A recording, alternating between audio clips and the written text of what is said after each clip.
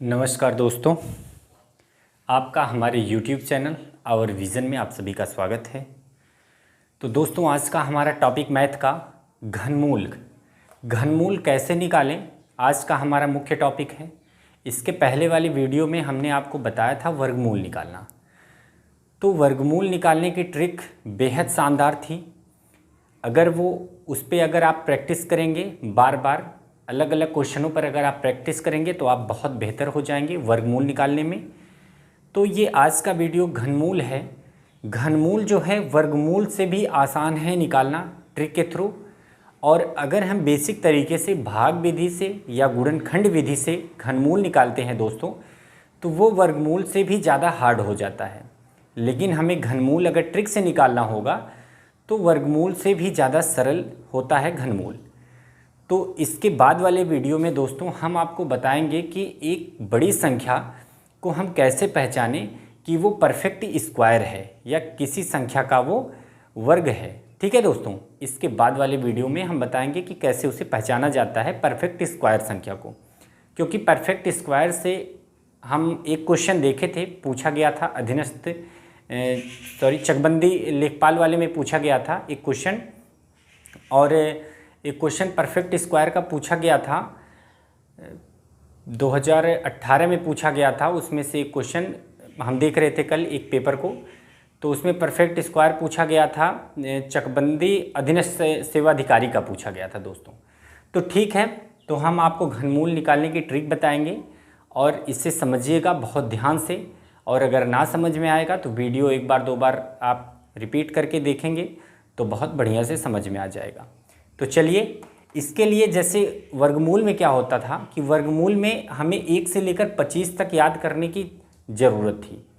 लेकिन इसमें क्या था, इसमें है 1 से लेकर 10 तक ही आपको याद करना है, उससे ज़्यादा नहीं याद करना है आपको। 1 से लेकर 10 तक का अगर आपको वर्गमूल याद है तो हम बहुत आसानी से घनमूल निकालेंगे। वर्गमूल मैं कह दिया। 1 से लेकर 10 तक का अगर आपको क्यूब रूट मतलब घनमूल अगर आपको याद है तो आप बहुत ही आसानी से किसी भी बड़ी संख्या का आप घनमूल बहुत आसानी से निकाल लेंगे। एग्ज़ाम में दोस्तों कितना पूछेगा, बहुत ज़्यादा, 1 2 3 4 4 3 7 अंक से ज़्यादा, 7 डिजिट से ज़्यादा एग्ज़ाम में कभी पूछेगा ही नहीं। इसलिए आपको 10 तक ही याद करना है, 10 के अंदर ही आपको 6 से 7 डिजिट का आ जाएगा। तो हम स्टार्ट करते हैं, हम कैसे निकालते हैं उसको एक उदाहरण से समझते हैं, फिर उसके बाद हम आपको बताते हैं कि कैसे अप्लाई किया जाता है। तो हम सबसे पहले लेते हैं एक छोटी संख्या 9261। 9261। अब इसी का हमें निकालना है घनमूल। तो हम घनमूल कैसे निकालेंगे ट्रिक के द्वारा हम देखते हैं। इधर तो हमने क्या लिखा है कि संख्याओं का क्यूब किया है और उसका जो है क्यूब लिखा हुआ है, घन लिखा हुआ है। ठीक है, अब ये क्या लिखा हुआ है, ये दोस्तों इसके बारे में बहुत बढ़िया से समझना। ये क्या है कि जैसे अगर किसी भी संख्या का यूनिट डिजिट 2 आ जाए तो उसका जो घनमूल होगा, उसका जो इकाई का अंक होगा वो भी 8 होगा। अगर 2 आया किसी संख्या का यूनिट डिजिट जिसका हमें क्या निकालना है, घनमूल निकालना है, जिसका हमें दोस्तों घनमूल निकालना है, जिस संख्या का हमें घनमूल निकालना है, अगर उस संख्या का यूनिट डिजिट 2 है, इकाई का अंक 2 है, तो क्या है, हमारा जो घनमूल आंसर में आएगा उसका इकाई का अंक क्या होगा, 8 होगा। अगर किसी संख्या का जिसका हमें घनमूल निकालना है उसका यूनिट डिजिट इकाई का अंक 8 आ जाता है, तो जो हमारा आंसर आएगा उस संख्या का जो घनमूल होगा उसका यूनिट डिजिट क्या होगा, 2 होगा। ठीक है दोस्तों, अगर किसी संख्या का जिस संख्या का हमें घनमूल निकालना है उस संख्या का यूनिट डिजिट इकाई का अंक अगर 3 है तो दोस्तों उसके आंसर में जो हमारा घनमूल निकल के आने वाला है उसके इकाई के अंक जो होगा वो 7 होगा। और अगर किसी संख्या का जिसका हमें घनमूल निकालना है, अगर उस संख्या का यूनिट डिजिट 7 है तो उसके आंसर में जो हमारा घनमूल निकल के आएगा उसका आंसर में इकाई का अंक 3 होगा। ठीक है, कहने का मतलब यही है, अगर 2 आया तो आंसर में 8 आएगा, अगर 8 आया तो आंसर में 2 आएगा, अगर 3 आया तो आंसर का 7 होगा, अगर 7 आया तो आंसर में 3 होगा। बस इतना ही सीखना है। इसके बाद कोई भी अंक आए, इनके अलावा 2, 8, 3, 7 के अलावा कोई भी अंक आए तो हर आंसर का इकाई अंक वही होगा, कतई नहीं बदलेगा। ठीक है, जैसे कि हम इसमें देखते हैं 9261। ठीक है, 9261। तो सबसे पहले हमारा क्या प्रोसेस रहेगा, जैसे घनमूल में क्या था, मेरा पहला स्टेप यही था कि हम घनमूल में जोड़े को लेकर चलते थे, लेकिन इसमें क्या है, हम 3 के जोड़े को बनाएंगे। घनमूल में क्या बनाते थे, 2 का जोड़ा बनाते थे, वर्गमूल में 2 का जोड़ा बनाते थे, लेकिन घनमूल में हम 3 का जोड़ा बनाएंगे। ठीक है, पेयर बनाएंगे। वर्गमूल में हम क्या करते थे, 2 का जोड़ा बनाते थे, घनमूल में हम 3 का जोड़ा बनाएंगे। इसको ऐसे समझ लेंगे जैसे हमें किसी संख्या का वर्ग करना रहता है, 2 का वर्ग किए तो हम 2 का घात किए, तो हम करेंगे 2 गुणे 2, पेयर बनाते हैं हम हमेशा 2 का। अब हमें घनमूल जब निकालना होता है, घन जब करना होता है किसी संख्या का, तो हम मान लीजिए 2 की पावर तब 3 करते हैं जब हमें किसी संख्या का घन निकालना होता है। तो हम कहते हैं 2 गुणे 2 गुणे 2, 3 बार इसका गुणा करते हैं, मतलब पेयर बना 3 बार का। तो वही काम करना है यहाँ पे। पहला स्टेप हमें क्या करना है, पहला स्टेप हमें करना है दोस्तों कि यहाँ पे जो पेयर बनाना है वो 3 अंकों का बनाना है। बाकी का आगे कितनी भी संख्या बचे उसे हमें ऐसे ही छोड़ देना है जैसे हम वर्गमूल में करते थे। तो हमने क्या किया, इस 9 को अलग कर दिया, बाकी के 3 का हम बना लिए पेयर। अब हम यहाँ पर देखेंगे वर्गमूल की ही तरह इस इकाई के अंक को। इकाई का अंक अगर हम देखते हैं, इसमें से कुछ आया 2, 8, 3, 7, इसमें से कुछ आया मित्रों, 2 आएगा तो हम 8 कर देंगे, 8 आएगा तो 2 कर देंगे, 3 आएगा 7 कर देंगे, 7 आएगा तो 3 कर देंगे। बाकी का कोई भी अंक परिवर्तित नहीं होगा। इसके अलावा जैसे क्या है कि अब यहाँ पे 1 आया है, ना तो 3 आया है, ना तो 2, ना तो 7, ना तो 8 आया है। ठीक है दोस्तों, यहाँ पे 1 आया है, इसका मतलब जो हमारा आंसर आने वाला है उसका इकाई का अंक 1 ही होगा आंसर में। ठीक है, जो हमारा घनमूल निकल के आने वाला है इस संख्या का, उसका आंसर का इकाई अंक 1 होगा। ठीक है, अब आगे बची है सिर्फ एक ही संख्या 9। तो हम वर्गमूल में क्या करते थे, वर्गमूल में हम देखते थे कि वो जो संख्या हमारी आगे वाली बच रही है वो हम देखेंगे किस संख्या के वर्गों के बीच की संख्या है, लेकिन यहाँ तो घनमूल है, तो हम वही काम करेंगे, बस वर्गमूल के जगह इसमें घनमूल लेंगे, घन करेंगे। अब हम यहाँ पे देखेंगे ये 9 जो बच रहा है, इन किन 2 संख्याओं के जो हमारा घन है उसके बीच की है। ठीक है, अब हम देख रहे हैं ये 9 जो है, 1 का क्यूब 1 होगा, 2 का क्यूब 8 होगा। ठीक है, अब 8 से तो बड़ा है, इसका मतलब 1 और 2 के बीच में नहीं लाई कर रहा है। अब हम देखेंगे 2 का क्यूब कर रहे हैं तो 8 आ रहा है, 3 का क्यूब कर रहे हैं तो 27 आ रहा है। तो वर्गमूल में हम क्या करते थे, एक तो उससे बड़ा लेते थे, एक तो उससे छोटा, मतलब उसको बीच में रखते थे, और जो उससे छोटा होता था उसी को हम लेते थे। तो हम यहाँ पर वही करेंगे। अब देख रहे हैं 9 जो है 8 से तो छोटा है, इसका मतलब यहाँ पे होगा 2। अगर हम 21 का क्यूब कर दें तो हमारा आंसर होगा 9261। ये आपका आंसर हो जाएगा, निकल कर आएगा दोस्तों। ये तो मैं समझा रहा हूँ इसलिए आपको टाइम लग रहा है, लेकिन अगर आप 1-2 बार प्रैक्टिस करेंगे, इसको समझ लेंगे, तो आपको इसको लगाने में ज़्यादा से ज़्यादा 2 से 3 सेकेंड लगेगा, इससे ज़्यादा कुछ नहीं लगेगा। ठीक है दोस्तों, अब हम दूसरे क्वेश्चन पर चलते हैं, तब देखते हैं हमारा दूसरा संख्या अगर हम लेते हैं 42,875। हम दूसरी संख्या लेते हैं 42,875। इसका हमें निकालना है घनमूल, इसका हमें निकालना है इस संख्या का घनमूल। अब इस संख्या का घनमूल हम कैसे निकालते हैं, सेम वही प्रोसेस जो पहले में अप्लाई किए थे। अब यहाँ पे 3 का पेयर बनाएंगे। 3 का पेयर हम बनाए सबसे पहले। अब बाकी बचा संख्या, इसको हम अलग ऐसे छोड़ देंगे। अब पेयर में देखेंगे उसका यूनिट डिजिट क्या है, यहाँ पे तो 5 है, 5 है। यहाँ पे जो संख्याएं बदली हुई हैं या तो 2 है या तो 8 है या तो 3 या तो 7, 5 का कोई स्थान नहीं है। 5 मतलब 2, 8, 3, 7 के अलावा और कोई भी संख्या यूनिट डिजिट में आए तो वो स्वयं खुद ही उतर जाएगा, वही स्वयं होगा। तो यहाँ पे 5 है, तो मतलब जो हमारा आंसर आने वाला है उसका इकाई का अंक भी होगा 5। ठीक है दोस्तों, अब इन तीनों को छोड़ देंगे, आगे जो बाकी के बचे 2 थे उनको लेंगे हम 42। अब 42 को हम देख रहे हैं कि ये 42 किन 2 संख्याओं के घनों के बीच में लाई करता है। अब हम देख रहे हैं 42 अगर हम करेंगे 3 त्रिक का 9 त्रियाँ 27, 3 तियाँ 9 तियाँ 27 और 4 चौक 16 चौका 64, मतलब 3 के घन पे और 4 के घन के बीच की संख्या है 42। 27 से तो बड़ा है लेकिन 64 से छोटा है। इसका मतलब इस छोटे वाले संख्या को हम लेंगे, यहाँ पे हम लिख देंगे 3। ये हमारा हो गया आंसर। अगर हम 35 का क्यूब करेंगे तो हमारा आंसर आ जाएगा 42,875। कितना आसान है देखिए, बहुत ही आसान है, इतना सरल है कि आप सोच नहीं सकते कि इतना सरल हो सकता है घनमूल।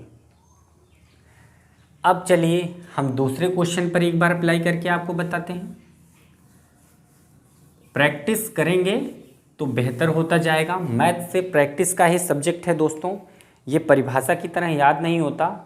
प्रैक्टिस करना छोड़ देंगे तो भूल जाएगा। अगला क्वेश्चन 8,84,736। 8,84,736। इससे बड़ी संख्या का कभी नहीं पूछेगा, इससे बड़ी संख्या का कभी नहीं पूछेगा घनमूल निकालना। ये बहुत बड़ी संख्या, इससे ज़्यादा नहीं आएगा। अब हम इसको देखेंगे कि इस संख्या का घनमूल हम कैसे निकालेंगे, सिर्फ 5 सेकंड में, 2 सेकंड में हम इसको निकाल सकते हैं अगर आप प्रैक्टिस बढ़िया से कर लेते हैं तो हम सबसे पहले क्या करेंगे, पेयर बनाएंगे 3 का। अब बाकी का 3 जो है ऐसे हम इसे अलग कर लेंगे, इस साइड में कर लेंगे। अब देख रहे हैं कि जो लास्ट वाली जो संख्या है इसका यूनिट डिजिट क्या है, 6 है। 6 अगर आया तो हम सिर्फ 6 ही लिखेंगे डायरेक्ट, क्योंकि जो बदलने वाली संख्या है 2 है, 8 है, 3 है, 7 है। बाकी के ना 1 बदल रहा है, ना 0 बदल रहा है, ना 5 बदल रहा है, ना 6 बदल रहा है, ना 4 बदल रहा है, ना 9 बदल रहा है। ठीक है दोस्तों, बाकी के नहीं बदल रहे हैं तो 6 का 6 ही हम लिख देंगे। 884। अब 884 जो बचा है, अब हम ये देखेंगे किन 2 संख्याओं के घनों के बीच की ये संख्या है। तो अब हम देख रहे हैं इधर अपने टेबल में, तो 9 9 81 9 9 81 9 में 729 और 10 10 में 100 10 में 1000। ठीक है दोस्तों, ये हमारा 1000 है, ये हमारा है 729। 844 जो है 9 के क्यूब और 10 के क्यूब की बीच की संख्या है। तो जाहिर सी बात है 884 जो है 9 के क्यूब से तो छोटा है, लेकिन 9 के क्यूब से तो बड़ा है, लेकिन 10 के क्यूब से छोटा है। तो हम छोटी वाली संख्या को लेंगे। छोटी वाली संख्या जो होगी हमारी क्या हो जाएगी दोस्तों, 9। तो 96 इसका आंसर हो जाएगा। अगर हम 96 का क्यूब करेंगे तो हमारा 8,84,736 आंसर आ जाएगा। ठीक है, अब हम अगला देखते हैं। एक क्वेश्चन और, हम 2 क्वेश्चन हम और लेंगे वो बदलने वाले पर। जैसे हमारा अगला क्वेश्चन है 1,40,608। 1,40,608 इस संख्या का हमें निकालना है क्यूब। इस संख्या का हमें निकालना है क्यूब। तो वही सेम प्रोसेस है, बिल्कुल वही सेम प्रोसेस है। सबसे पहले हम बनाएंगे पेयर इसमें 3 का, क्योंकि ये घनमूल है। वर्गमूल में 2 का पेयर बनाते हैं। अब इसका यूनिट डिजिट हम देख रहे हैं 8 है। अब 8 अगर आ जाए दोस्तों तो हम क्या लिखेंगे, देखिए जब 2 आता है तो हम 8 लिखते हैं, लेकिन जब 8 आता है तो हम 2 लिखते हैं। 8 की जगह हम लिख दें इसका 2। अब इधर बचा है 140। 140 हम देखेंगे किन दो संख्याओं के घनों के बीच की संख्या है ये 140। अब हम इधर देख रहे हैं 5 के और 6 के बीच के है, 5 बचे 25, बचे 125, जिससे 140 बड़ा है। लेकिन जस्ट उसके बाद जो 6 है उससे वो 6 छक 36 छक्के 264 से छोटा है। तो छोटी वाली हम संख्या को लेंगे, हम लिखेंगे यहाँ पे 5 और हमारा आंसर हो जाएगा 52। तो ये तरीका है दोस्तों इसका निकालने का। एक क्वेश्चन और हम लेंगे, 3 वाले पर देखते हैं। हमारा अगला क्वेश्चन 54,872। 54,872। अब इस संख्या का घनमूल हम निकालेंगे दोस्तों। तो सबसे पहला हमारा वही काम है जो हमेशा हम पहले करेंगे, 3 संख्या का इसका पेयर बनाएंगे और 2 को इसको अलग करेंगे। अब यहाँ पे 2 आया है यूनिट डिजिट, तो जाहिर सी बात है जब 8 आएगा तो 2 होगा, जब 2 आएगा तो 8 में परिवर्तित हो जाएगा। अब यहाँ पे आएगा इकाई का अंक आंसर का 8। अब बाकी के बच्चे हैं 2 54। 54 को हम देखेंगे सेम वही कि किन दो संख्याओं के घनों के बीच की संख्या है। तो इधर हम देख रहे हैं 3 और 4 के, 3 त्रिक का 9 दिया 27 से, तो 54 बड़ा है लेकिन 4 चौक 16 चौका 64 से छोटा है। तो हम छोटी वाली संख्या को ले लेंगे, हमारा क्या हो जाएगा छोटी संख्या 3। 38 का क्यूब करेंगे तो जो है 54,872 आंसर आएगा। और 54,872 का अगर हम घनमूल निकालेंगे तो हमारा आएगा 38 आएगा। अगला क्वेश्चन हमारा 3,89,017। 3,89,017। 3,89,017। अब इसका घनमूल कैसे निकाला जाएगा? सेम वही प्रोसेस, कोई भी फर्क नहीं, कोई अंतर नहीं है, ऐसे ही निकालना है सब में, कितनी भी बड़ी संख्या क्यों ना दे दे। सबसे पहले हम बनाएंगे 3 का पेयर। अब पेयर बनाएंगे 3 का, बाकी जितना आगे बचा रहेगा उन सबको एक साथ कर लेंगे। अब 7 है इसका इकाई का अंक, तो 7 जब आता है तो हम 3 कर देंगे, ठीक है। 7 आएगा तो 3, 3 आएगा तो 7 कर देंगे, 2 आएगा 8, 8 आएगा तो 2 कर देंगे। अब बाकी के बचे हैं आगे 3। अब 3 देखेंगे, ये 389 है। 389 किन दो संख्याओं के घनों के बीच की संख्या है? तो हम इसका देख रहे हैं हमारे टेबल में 7 और 8 के बीच में ये आ रहा है। 7 सत्ते 49 सत्ते 343 और 8 अट्ठाई 64 अट्ठे 512। तो यहाँ पे हम देख रहे हैं कि 7 छोटा है, तो यहाँ पे आंसर में हो जाएगा 7। 7 हमारा आंसर मतलब 73 हो जाएगा इसका आंसर। इसका घनमूल क्या हो जाएगा दोस्तों? 73। कितना आसान है इसका घनमूल निकालना। तो एक क्वेश्चन और हम लेंगे, 3 वाले पर हम समझेंगे। लास्ट क्वेश्चन ये हमारा है प्रैक्टिस का। 9,12,663। 9,12,663 इसका निकालना है आपको घनमूल। 9,12,673 है, सॉरी 73 है ये, नहीं तो ये परफेक्ट क्यूब नहीं बनेगा। अब इसका हम सबसे पहले वही एक ही प्रोसेस है कि हम इसका पीछे से पेयर बनाएंगे 3 का, बाकी का आगे जो बचा है उसे अलग करेंगे। अब यहाँ पे 3 है, तो 3 जब रहेगा इकाई का अंक तो आएगा आंसर का इकाई अंक 7। अब यहाँ पे 912 है। 912 किन दो संख्याओं के घनों के बीच की संख्या है? एक 9 के और एक 10 के।